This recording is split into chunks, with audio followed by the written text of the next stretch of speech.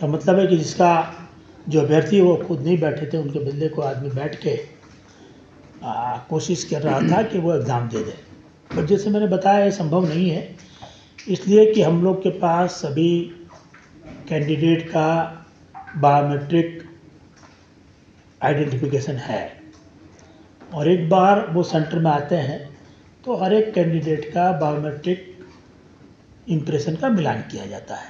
जो मिलान नहीं होता है वो निश्चित रूप से इम्पर्सोनेशन का मामला है, और तदनुसार उन पर प्राथमिकी दर्ज की जाती है, और आयोग के स्तर से बहुत कड़ी एक्शन होता है, और वो सबको आगे आने वाले सभी एग्ज़ाम के लिए आयोग निबार करेगा। ये बात हम लोगों ने पिछली प्रेस कॉन्फ्रेंस में भी आपको कही थी कि आपके माध्यम से, मीडिया के माध्यम से ये बात सभी कैंडिडेट को पहुँचे कि कोई इस तरह के कोशिश ना करें। अगर कोशिश करेंगे पकड़े जाएंगे, डिबार होंगे, प्राथमिकी दर्ज होगी और उनका करियर दांव पर लग जाएगा, वो आगे अपना परीक्षा नहीं दे पाएंगे। इसी प्रक्रिया को और भी कड़ा बनाने के लिए भी आयोग ने कोशिश की है कि सभी कैंडिडेट का एक मास्टर डेटाबेस तैयार किया जाए, जिसके आधार पर कैंडिडेट की पर्सनल जो डिटेल है उसको हम लोग एग्ज़ामिनेशन के पहले ही उनसे कलेक्ट कर लें। ये डिटेल ऐसी होगी जिसमें चेंज होने या सुधार की संभावना नहीं है। जैसे कैंडिडेट का नाम है, डेट ऑफ बर्थ है, उनका 10th का सर्टिफिकेट है, 12th का सर्टिफिकेट, डिग्री का सर्टिफिकेट है, उनका कास्ट सर्टिफिकेट है। तो ये सब चीज़ें ऐसी है जिसमें सुधार की संभावना नहीं है। तो वन टाइम ये सभी इंफॉर्मेशन हम लोगों ने जो पिछली जो एग्ज़ाम ली है उसमें भी हमारे पास है, उससे कुछ इन्फॉर्मेशन लेके और कुछ आम जो स्टूडेंट है जिन्होंने अभी तक आयोग के एग्ज़ाम नहीं दिए है और आयोग को इन्फॉर्मेशन नहीं दी है, उनको एक पब्लिक एडवर्टाइजमेंट के माध्यम से उनकी ये डिटेल को मांगी जाएगी, और एक इसका मास्टर डेटाबेस तैयार किया जाएगा जो पर्सनल डिटेल का होगा। जब कैंडिडेट कोई आयोग के एग्ज़ाम देने के लिए इच्छुक होगा तो उसको ये पर्सनल डेटाबेस भरना नहीं है फिर से। जैसे वो अपना यूनिक आइडेंटिफिकेशन नंबर डालेगा, ये पर्सनल डेटाबेस उनके नए एप्लीकेशन फॉर्म में चला जाएगा। उनको मात्र वो एग्ज़ाम की स्पेसिफिक जो इन्फॉर्मेशन होगी उतनी एग्ज़ाम की इन्फॉर्मेशन ही उनको देनी होगी। इससे है कि मास्टर डेटाबेस में मैनिपुलेशन का आधार चांसेस सबसे कम रहेंगे। तो ये आयोग कोशिश कर रहा है कि जितना जल्दी हो सके इस तरह की एक व्यवस्था को लागू किया जा सके, या अपने पर्सनल डेटाबेस का जो रिकॉर्ड है उसके छेड़छाड़ करने की कोशिश को नाकाम किया जा सके, नहीं के बराबर हो उसकी चांसेस। तो ये एक सुधार ऐसा है जो आगे आने वाले दिनों में आयोग की ओर से लागू किया जाएगा, स्पेशली तब जबकि राष्ट्रीय स्तर पर और राज्य स्तर पर भी परीक्षाओं के संचालन में कई तरह की चैलेंज आ रही है। बट आयोग अपनी जिम्मेवारी को बखूबी निभा रहा है। हमने बैक टू बैक एग्ज़ाम भी लिया, 2 एग्ज़ाम जून महीने में ली, 5 एग्ज़ाम हम लोगों ने जुलाई महीने में ली, और आगे अगस्त महीने भी हम लोग 3 एग्ज़ाम ले रहे हैं।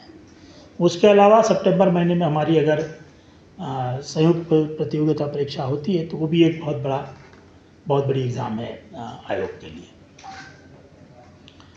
तो ये करके आयोग ने कोशिश की है कि बिहार के युवा को, बिहार के जो बच्चे हैं जो परीक्षाएं देते हैं, उनको एक स्वच्छ एवं कदाचार मुक्त व्यवस्था के तहत परीक्षा देने का मौका दिया जाए, ताकि वो अपनी प्रतिभा के अनुसार इन परीक्षाओं में प्रदर्शन कर सके, बाकी चीज़ों से उनको मुक्ति मिल सके, और वो इस बात से निश्चित हो जाए कि परीक्षाओं में कदाचार होगा, इम्पर्सोनेशन हो जाएगा, कोई चोरी करके परीक्षा में पास हो जाएगा, या कई मामलों में जैसे हुआ है कभी पेपर लीक इत्यादि की व्यवस्था को भी वो भी ना हो, उसके लिए भी हम लोग कोशिश करेंगे। देखिए, आयोग बैक टू बैक एग्जामिनेशन आयोजित कर रहा है। 18 से 22 के बीच में आपने देखा 5 एग्जामिनेशन आयोजित की गई थी, और ये सभी एग्ज़ाम हम लोगों ने लास्ट एग्ज़ाम जो ली थी 15 मार्च को, उस एग्ज़ाम का कथित रूप से क्वेश्चन पेपर लीक होने के बाद जो प्रक्रियागत सुधारों का दौर आयोग में शुरू किया और जो सुधार किए गए हैं वो सुधार के आलोक में ली गई थी। इसके अलावा जून महीने के एंड में भी 28 और 29 तारीख को भी हमने हेड टीचर और हेड मास्टर की एग्ज़ाम इसी सुधारों के साथ ली थी। तीसरे दौर का एग्ज़ाम हम लोग अगस्त महीने में ले रहे हैं। जैसे इन्होंने बताया 2 अगस्त को एक एग्ज़ामिनेशन है जिसके करीब 17-18 हज़ार कैंडिडेट है, और उसके बाद 12 और 13 अगस्त को भी एग्ज़ाम होगी, और उसी क्रम में आगे सितंबर महीने में भी अगर हमारे पास वैकेंसी पोजीशन आ जाती है तो संयुक्त प्रतियोगिता परीक्षा का भी आयोजन उसी कड़ी में किया जाएगा। तो मुख्य रूप से आयोग ने जो सुधार उसमें लागू किए थे वो सुधार ये एग्ज़ाम में भी चालू रहेंगे, और उसको और इंटेंसिफाई किया जाएगा और इम्प्रूवमेंट किया जाएगा। जहाँ जहाँ कदाचार होने की संभावना है, जहाँ कोई अन्यथा बात है, और जहाँ आयोग को कोई गैप नज़र आती है, वो गैप को प्लग करने के लिए जो प्रशासनिक कार्रवाई, चाहे क्वेश्चन पेपर के ट्रांसपोर्टेशन में हो, सीलिंग पैकेजिंग में हो, रैपिंग स्टफिंग में हो, या एक बार जिलों में पहुंच जाने के बाद केंद्रों तक पहुंचाने में, ये सभी स्तर पर जो जो इम्प्रूवमेंट की आवश्यकता है वो इम्प्रूवमेंट आयोग इस वाले में भी करेगा, जो अगस्त महीने में एग्ज़ाम हो रही है उसमें भी, और उसके आगे वाले भी एग्ज़ाम है। इसके बावजूद आपने देखा होगा जो एजुकेशन डिपार्टमेंट का था वो 28,026 है, और SC/ST विभाग के लिए 210 पद हैं। इसमें कुल कैंडिडेट थे 1,60,642, जिसमें उपस्थित हुए 1,16,188। 1,16,188, इसकी उपस्थिति 72.33% है। मैं सजेस्ट करूंगा सेक्रेटरी साहब, आप है ना टोटल बोल दीजिए, ये वाला शेयर कर लीजिए जी, क्योंकि हमारे पास अवेलेबल है जी, तो इसको हम शेयर भी कर सकते हैं। तो ये कुल टोटल 1 से लेकर 11 तक हाँ उसी को कुल 87,774 जो पद थे, सभी पदों और सभी वर्गों को मिलाकर। उसके विरुद्ध हमारे पास बच्चों के आवेदन आए थे 5,96,996, जिसमें उपस्थित हुए 4,69,397, जिसकी उपस्थिति 78.72% होता है, 78.72%। या कुल 27 डिस्ट्रिक्ट्स में, अधिकतम 27 डिस्ट्रिक्ट्स में ये परीक्षा हम लोगों ने आयोजित किया था, जिसमें कुल केंद्रों की संख्या 1154 हो गई थी। परीक्षा संचालन में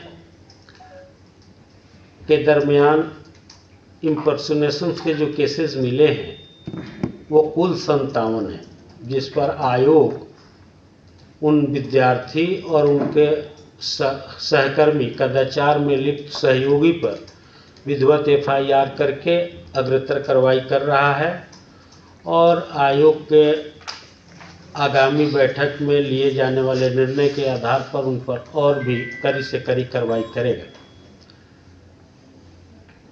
दूसरा है कि आयोग अगस्त माह में फिर परीक्षा आयोजित कर रहा है। एक है विज्ञापन संख्या 2024, ब्लॉक हॉर्टिकल्चर ऑफिसर के लिए। इसमें कुल पदों की संख्या है 318।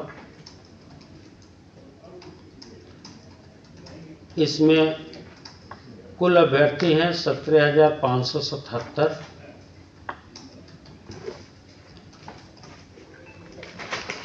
परीक्षा की तिथि है 12/8 एवं 13/8, 12 अगस्त से लेकर 13 अगस्त। ये प्रतिदिन डबल सीटिंग में परीक्षा आयोजित होगी, जिसमें परीक्षा है तदनुसार आयोग अपने कर्तव्यों का निर्वहन कर रहा है, करेगा।